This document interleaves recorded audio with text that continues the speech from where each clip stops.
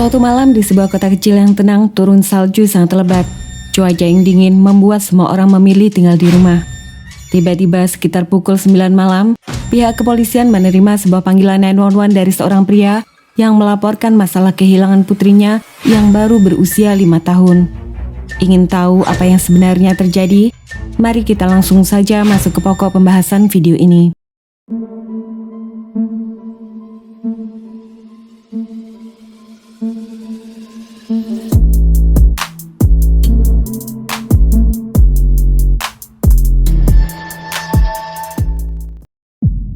Di sebuah kota kecil yang bernama North Canton, negara bagian Ohio, Amerika Serikat, tinggal sepasang suami istri yang bernama Liang dan Ming Chen. Keduanya berasal dari China. Liang kebetulan sudah menjadi warga Amerika dan sudah tinggal lebih dari 20 tahun di negara barunya itu. Sedangkan Ming masuk ke Amerika secara ilegal. Sewaktu masih di China, Ming adalah seorang guru sekolah dasar dan menganut aliran Falun Gong. Falun Gong atau biasa dipanggil Falun Dafa adalah ajaran spiritual yang mengedepankan praktek meditasi dengan tujuan memurnikan tubuh dan moralitas pengikutnya. Saat Falun Gong semakin populer, pada tahun 1999, pemerintah China melarang penyebaran aliran ini karena dianggap menyesatkan dan meresahkan masyarakat. Para petugas kemudian melakukan tindakan represif pada para praktisi Falun Gong dengan cara menangkap, menjebloskan mereka ke dalam penjara tanpa proses pengadilan.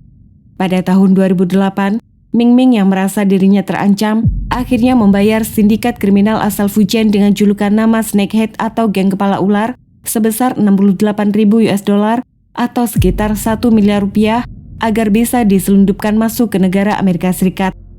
Pertama-tama, Ming diterbangkan terlebih dahulu ke Meksiko. Setelah berada di dekat daerah perbatasan, Ming disembunyikan ke dalam sebuah mobil untuk mengelabui pemeriksaan petugas imigrasi.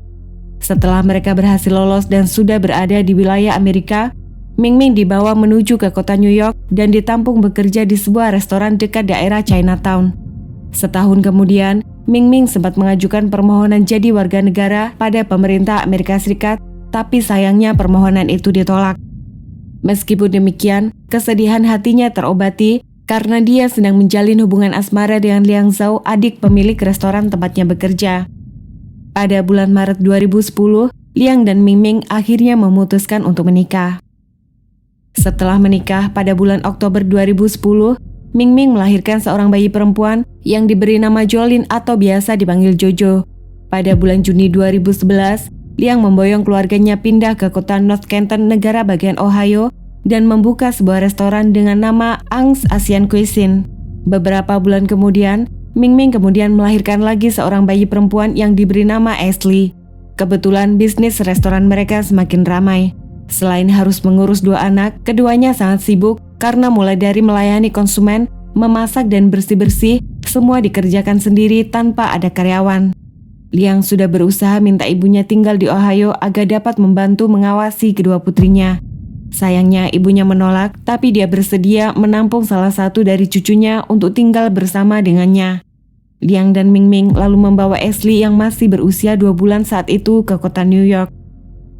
Singkat cerita, bisnis restoran semakin maju. Jojo juga sudah mulai masuk sekolah. Pada tahun 2016 saat Ashley sudah berusia 4 tahun, dia dijemput orang tuanya untuk tinggal lagi bersama mereka. Pada tanggal 9 Januari 2017, Ashley Zhao tiba-tiba menghilang. Jackson Township Police. Hi, yes, I need some help. Okay, where are you at? 4924 Portage Street. 4924 Portage? Yeah. Hey, what's going on? I can't find my daughter. Okay, how old is she? 5. She just turned 5. Okay, and you're at Ames? Thanks, yeah. Quiet. When's the last time you seen her? This afternoon, probably. Around what time? 3, maybe 4. 5 hours? I mean, she was there sleeping. I mean, Where was she sleeping at, in the restaurant? yeah. She was sleeping there, and I picked up my older daughter from school. We all saw her sleeping there. So, and you know, we went to work, and you know, we let her sleep. We got busy, and then. Okay, so what's your name? Liang Zhao. Pada polisi, Liang mengaku mereka melihat Ashley terakhir pukul 5 sore ketika putri bungsunya itu sedang tidur di ruang belakang restoran. Karena sibuk mengurus restoran, Liang dan Mingming baru sempat menengok Ashley sekitar pukul 9 malam dan tidak dapat menemukan gadis itu di ruang belakang restoran. Mereka melihat pintu belakang dalam keadaan terbuka. Keduanya langsung mencari di daerah sekitar, tapi tidak dapat menemukan keberadaan Ashley sama sekali.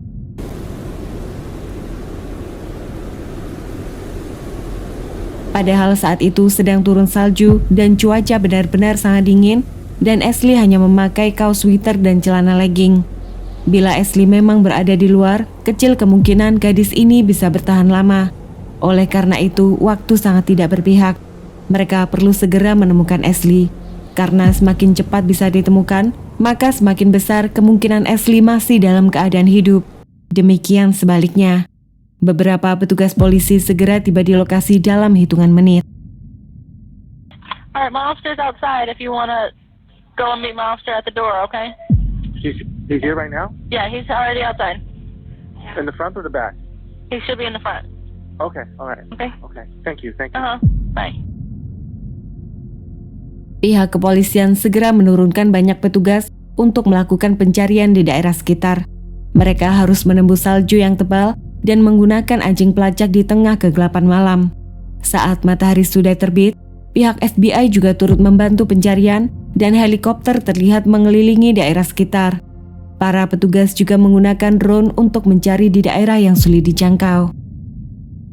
Breaking news, a community shaken as police in Jackson Township search for this little girl, 5-year-old Ashley Zhao. The child last seen at about 5 o'clock last night at her family's Chinese restaurant.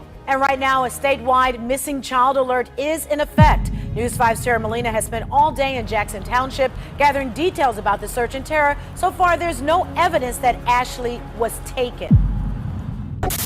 I just pray that if somebody took her, that they would have the heart to bring her home, because I'm sure the parents are just in such distress. Sayangnya, Ashley tidak berhasil ditemukan. Polisi kemudian mengalihkan fokus pencarian di dalam restoran. Mereka khawatir Ashley mungkin saja bermain petak umpet dengan kakaknya, lalu terkunci atau terjebak dalam satu ruangan tersembunyi dalam restoran itu. Benar saja, para petugas polisi akhirnya menemukan gadis kecil itu dalam keadaan sudah tidak bernyawa dalam sebuah freezer yang berada di gudang lantai atas. Hasil pemeriksaan otopsi menyimpulkan bahwa Ashley kehilangan nyawanya akibat cedera parah di bagian kepala dan diperkirakan meninggal dunia sekitar 12 jam sebelum ayahnya melaporkan dia menghilang. Berdasarkan temuan ini, kedua suami istri ini langsung ditahan dan diinterogasi dalam ruangan terpisah. Semua kejadian ini berawal saat Ashley dititipkan tinggal bersama neneknya. Keputusan ini ternyata merupakan awal semua masalah. Karena selama tinggal di sana, Ibu Liang memanjakan cucunya itu seperti memelihara binatang peliharaan, hanya memberinya makan dan tempat tinggal, dan tidak mendidik apa-apa pada anak kecil itu. Jadi saat Ashley kembali tinggal bersama orang tuanya, gadis kecil ini sangat manja. Dia sering berbuat semaunya dan tidak patuh pada perintah orang tuanya. Ashley bahkan masih mengenakan popok karena tidak terbiasa buang air kecil atau buang air besar di toilet. Mingming sudah mengajarkan Ashley agar setiap ingin kencing atau buang air besar harus pergi ke toilet. Tapi masalahnya, gadis kecil itu tidak kunjung patuh. Semua ini membuat Mingming menjadi sangat stres dan marah. Dia akhirnya mulai mendisiplinkan putri bungsunya itu dengan menggunakan kedua tangannya. I only take care of everything from the restaurant. I only have 2 hands. I'm not 4 hands, girl. I'm 2 hands. My job in here today is to find out what happened that caused your daughter's death. Mingming, your daughter's dead. I just don't understand. I know that you're not crying. You said I don't have nothing left. Isn't that what you told me? I have nothing left. Mingming, your daughter's dead. What happened to Ashley? How she die? There's always something, the bad things. They may be angry. And I can't control myself and not kill her.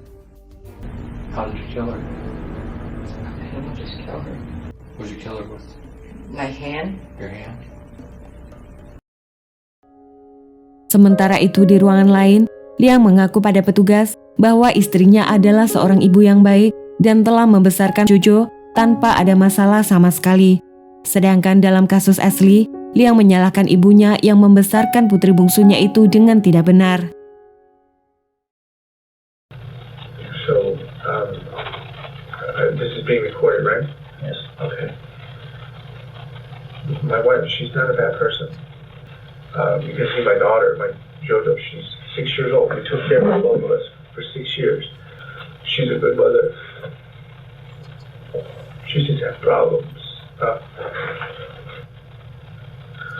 When she was born, we didn't raise her. My mom raised her. Okay. For 4 years, and then we got her back a year ago, so she's 5. And then we see how Ashley was actually raised. She's 4, and she's not potty trained. She doesn't know her last name, and she doesn't know if she was a boy or a girl. The more my wife see Ashley, my wife really angry. And Liang kemudian menceritakan apa yang sebenarnya terjadi. Pada tanggal 9 Januari, dia bangun sejak pagi dan mengantar Jojo pergi ke sekolah. Lalu saat tiba di rumah sekitar pukul 9:15 pagi, Liang melihat istrinya sedang berteriak marah karena Ashley kembali kencing dan buang air besar di celana. Saat hendak dibersihkan, gadis kecil ini malah bermain dan mengotori ruang tamu dengan kotoran di celananya. Ming Ming lalu lepas kendali dan menghantam kepala putrinya dengan kepalan tangannya. Ashley akhirnya terjatuh dan kepalanya membentur lantai hingga tidak sadarkan diri. Pada saat itu menurut Liang, putri bungsunya itu masih bernafas meskipun terdengar sangat berat. Ashley lalu dibawa ke kamar mandi untuk dibersihkan. Saat ingin mengganti pakaiannya, mereka baru sadar Ashley sudah tidak bernafas lagi. Liang lalu memberikan pertolongan pertama atau CPR dengan memompa dada putrinya berulang kali dan memberikan nafas buatan selama beberapa menit. Tapi sayangnya, nyawa gadis kecil itu sudah tidak bisa diselamatkan. Benturan yang terjadi ternyata menyebabkan pendarahan dalam bagian kepala. Liang dan Ming Ming sebenarnya punya banyak waktu untuk membawa Ashley ke rumah sakit atau lapor polisi, tapi sayangnya mereka takut dipenjara dan akan kehilangan semuanya. Selain takut kehilangan Jojo, mereka juga takut kehilangan restoran hasil kerja keras selama 6 tahun terakhir. Keduanya lalu setuju menutupi semua ini. Mereka kemudian berkendara membawa jasad Ashley ke restoran dan meletakkannya di ranjang ruang belakang sebelum akhirnya menjemput Jojo pulang dari sekolah. Setibanya di restoran, Liang dan Ming Ming membawa Jojo ke ruang belakang dan memperlihatkan bahwa Ashley yang diakui mereka sedang tertidur.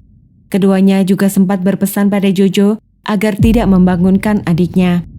Semua ini dilakukan dengan maksud agar Jojo dapat memberikan kesaksian dan memperkuat pernyataan mereka pada polisi bahwa Ashley baik-baik saja dan terlihat ada di restoran sebelum tiba-tiba menghilang.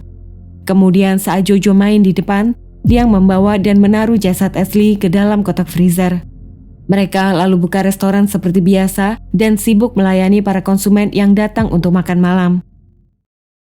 Saat sidang atas kasus ini dimulai pada tanggal 11 September 2017, Liang Zhao bersedia mengaku bersalah dan memberikan kesaksian memberatkan istrinya di depan pengadilan dengan kompensasi pengurangan masa hukuman. Liang akhirnya dijatuhi hukuman 12 tahun penjara. Pada tanggal 29 Desember 2017, Ming Ming Chen juga mengaku bersalah atas semua dakwaan yang dituduhkan padanya dan dijatuhi hukuman 22 tahun penjara. Karena Ming Ming bukan warga negara Amerika, dia rencananya akan dideportasi pulang ke China setelah menjalani masa hukumannya. Yang paling sedih dalam kasus ini, Liang dan Ming Ming tidak mau menyerahkan Jojo untuk diasuh oleh pihak keluarga sama sekali. Pihak pengadilan akhirnya memutuskan gadis kecil itu tinggal di sebuah panti asuhan.